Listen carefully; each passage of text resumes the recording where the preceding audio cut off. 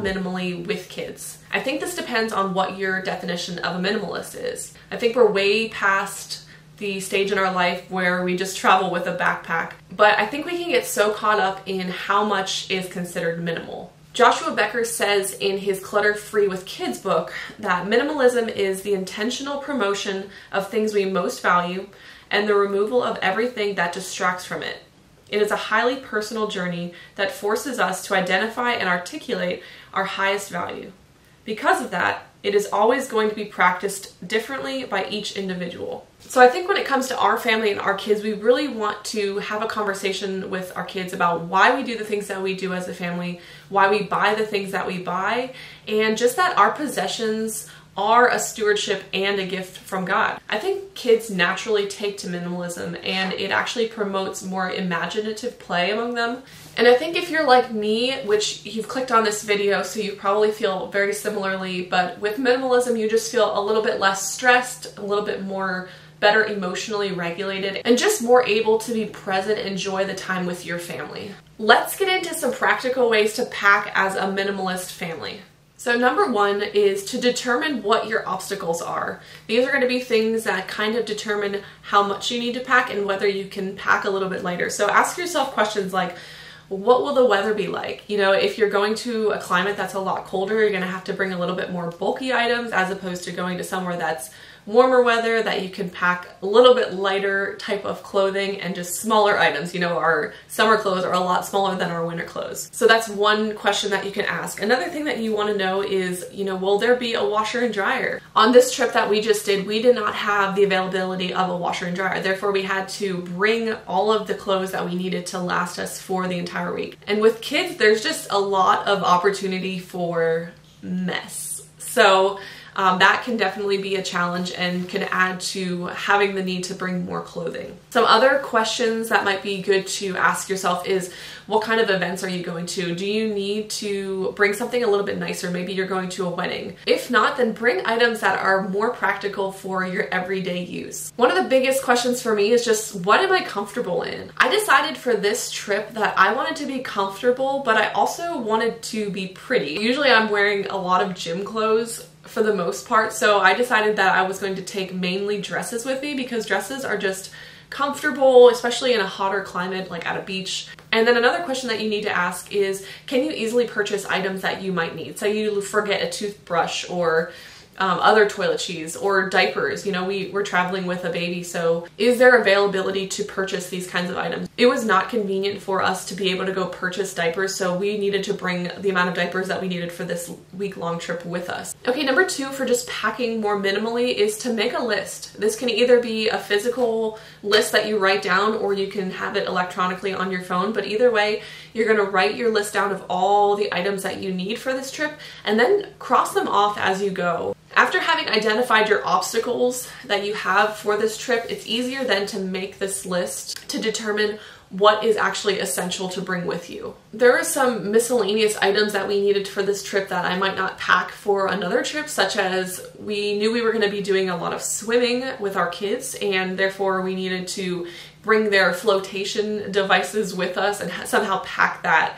Even though that is a little bit more bulky, but to us, those were essential things that we needed to bring. Once you have your list made, gather everything on your list and lay it out on a clean, already made bed. And the reason why I suggest to make your bed is it just kind of sets the stage for your packing. I know for me, it makes me feel more calm and at peace packing and laying everything out on a clean bed where I can see everything in front of me. And this way you can keep things a lot more organized as opposed to if your sheets are kind of just all over the place with your pillows on your bed.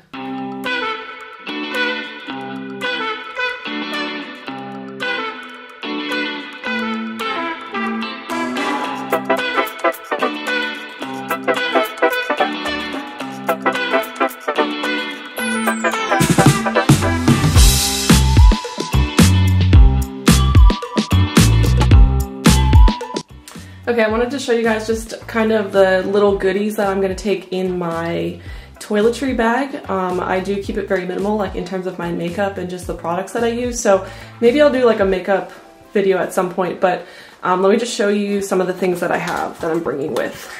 So here's all the makeup that I use. Just these products right here. Hairbrush, some deodorant. I use this every day. This is great. It's great for just your skin, like freshening your skin as a toner. But also this is great for after sun. Like I'll put some lavender essential oil. I'm bringing a whole bottle of lavender because lavender is great as an after sun. And we're going to the beach, so I'm gonna bring that with me. I have my moisturizer that I use.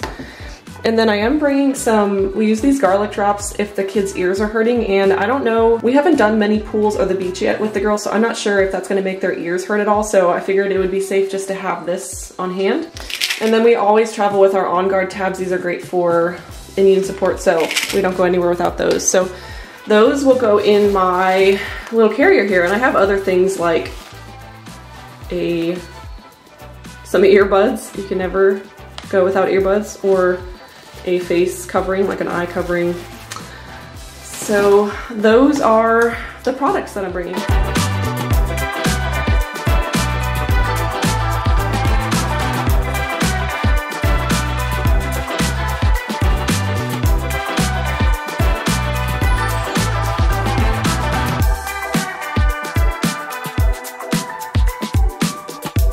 Okay, speaking of keeping things organized, number 4 is to keep things organized. I've seen other people do this with packing cubes, which I think is a great idea. I just do not have any packing cubes. I also just appreciate using whatever you have. So I just use some small bags to kind of keep things organized within the suitcase. I have a little zipper pouch that I keep all of my socks and underwear and stuff like that in.